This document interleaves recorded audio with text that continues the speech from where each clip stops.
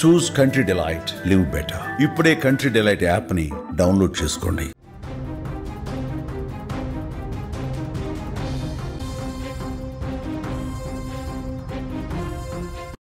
చేవెళ్ల మండలం Mirzaguda tipper bus ప్రమాదంలో మరణించినటువంటి ముగ్గురు అక్కా చెల్లెలకు అంత్యక్రియలు పూర్తయిపోయాయి.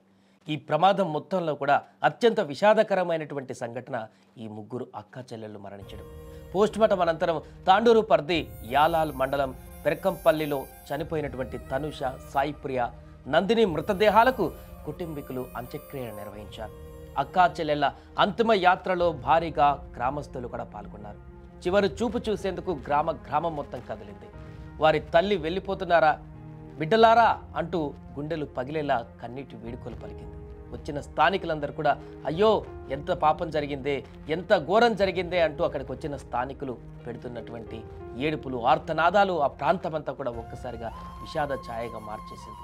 ఈ ప్రమాదంలో అత్యంత విషాదకరమైనటువంటి బాధాకరమైనటువంటి అంశం ఏదైనా ఉందంటే ఈ యొక్క ముగ్గురు అక్కా చెల్లెళ్ళు యువతులు మంచిగా చదువుకొని జాబ్ చేసి రేపొద్దున ఉన్నత స్థాయిలో ఉండవలసినటువంటి ఈ ముగ్గురు చేతికొచ్చినటువంటి బిడ్డలను కోల్పోవడం ఆ తల్లిదండ్రులకు తీరని శోకంగా మారింది. అక్కడికి వచ్చినటువంటి బంధువులు కూడా, కుటుంబీకులు కూడా వారి ఆర్తనాదాలు, శోకాలు, అక్కడ వారి గుండెల్లో ఉన్నటువంటి బాధ పెకిలించుకొని వస్తున్నటువంటి తీరు అక్కడికి వచ్చిన స్థానికులను కూడా కలవరపెడుతుంది.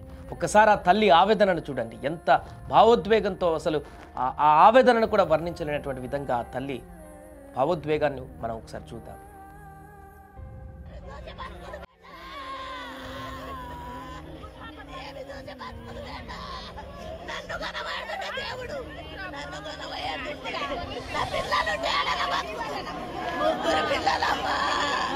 ముగ్గురు పిల్లలమ్మా ఏడో దొరుకుతారమ్మా. దేవుని గుడికి మన్ను వాసిందా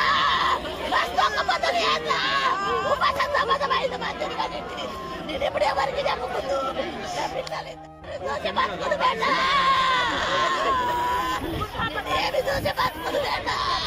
నన్ను కొనవాడుతుంటే దేవుడు నన్ను కొనవయ్యాడుంటే నా పిల్లలు తేడగా బతుకుతాను. ముగ్గురు పిల్లలమ్మా, ముగ్గురు పిల్లలమ్మా.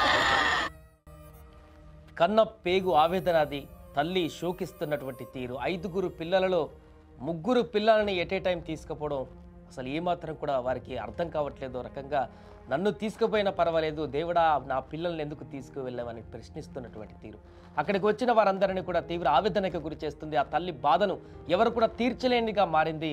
తనని సర్దు చెప్పడానికి కూడా ఎవరికి ధైర్యం చాలనటువంటి పరిస్థితి ఏర్పడింది. ఒకరు కాదు, ఇద్దరు కాదు, 3 ఆడపిల్లలు చేతికి వచ్చినటువంటి ఆడపిల్లలు కంటికి రెప్పలా కాచుకున్నటువంటి ఆ తల్లి ఈరోజు ఆ 3 పిల్లలను కూడా ఈ ప్రమాదంలో కోల్పోవడం పట్ల తీవ్ర ఆవేదనకు గురవుతుంది.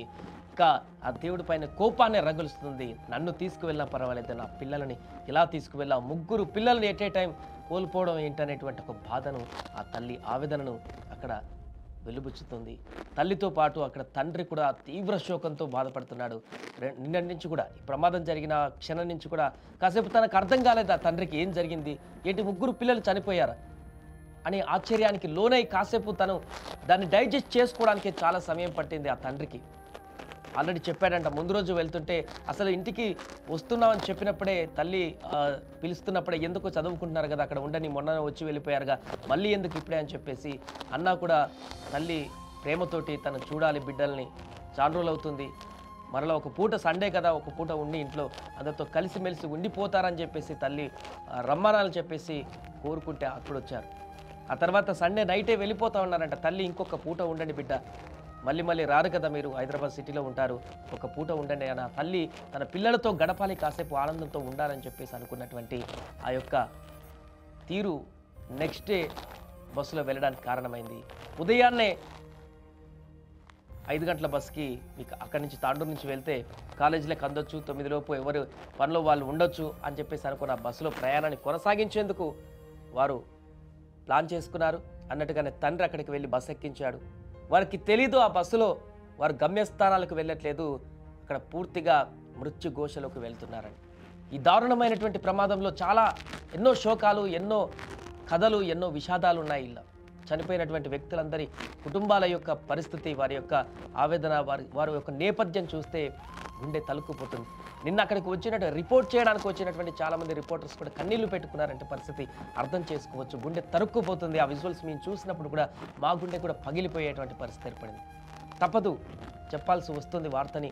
కానీ ఎంత దారుణమైనటువంటి ప్రమాదం అంటే ఇది. అక్కడ జరిగినటువంటి ప్రమాదం తాలూకా వీడియోలను యూట్యూబ్ గైడ్లైన్స్ ప్రకారం చూపించలేం, కానీ ఆ యొక్క విజువల్స్ కనుక చూస్తే పూర్తిగా మనసు చెలించిపోవడమే కాదు, అసలు 2-3 రోజుల పాటు ముద్ద కూడా దిగినటువంటి పరిస్థితి. అంత దారుణమైనటువంటి ప్రమాదం.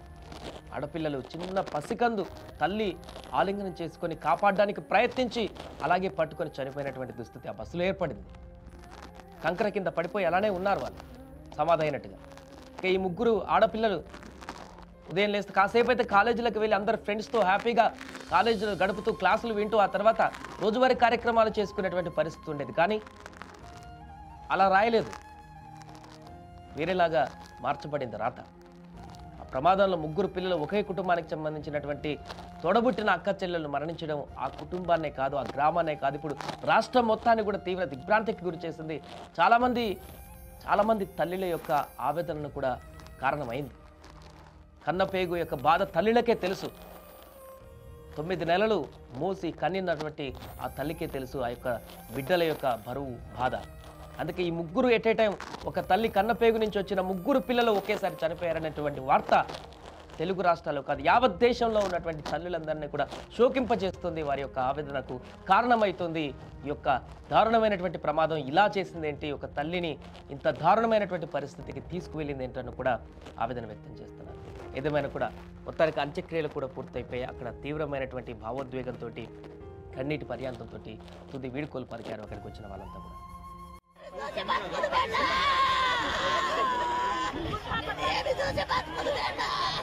నన్ను కనబడుతుంటే దేవుడు, నన్ను కనబడుతుంటే నా పిల్లలు 3 పిల్లలమ్మా, 3 పిల్లలమ్మా, ఏడ దొరుకుతారమ్మా.